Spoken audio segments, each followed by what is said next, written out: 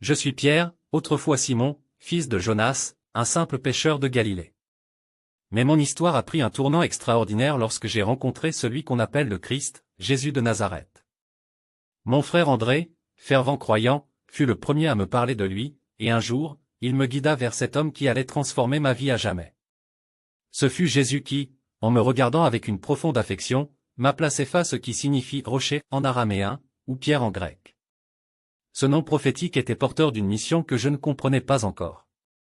Ma vie avant cette rencontre était simple et dure. Je passais mes jours sur les eaux du lac de Tibériade, lançant mes filets, ramenant le poisson qui nourrissait ma famille et les habitants de Capharnaüm. Mais lorsque Jésus m'a appelé à le suivre, il n'a pas seulement transformé ma vocation, il a bouleversé tout mon être. « Viens, suis-moi, et je te ferai pêcheur d'hommes », m'a-t-il dit. Je laissai tout derrière, mon bateau, mes filets, et même la stabilité de la vie que je connaissais. J'ai suivi le Maître à travers villes et villages, écoutant ses enseignements, témoin de ses miracles. J'étais souvent impulsif, guidé par mon cœur plus que par ma raison.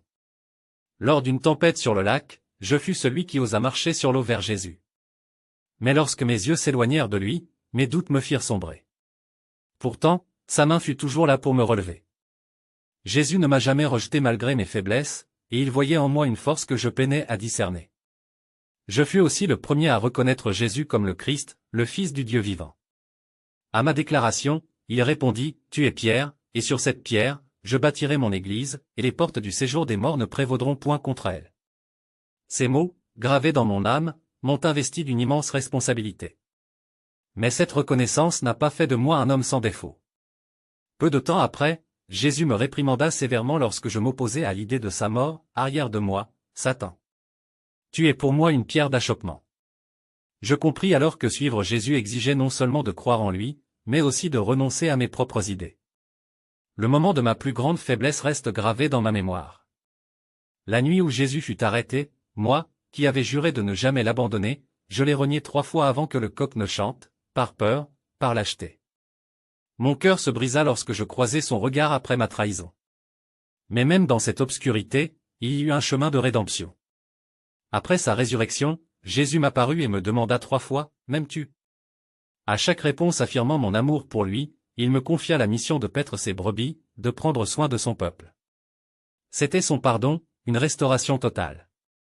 Après son ascension, rempli du Saint-Esprit à la Pentecôte, je pris pleinement mon rôle de leader parmi les apôtres. Je prêchais avec audace, convertissant des milliers à la fois. Mais ce rôle ne fut pas sans défis, persécutions, emprisonnement, et le poids de guider une église naissante. Jusqu'à mon dernier souffle, je me suis efforcé d'être fidèle à l'appel de mon Seigneur.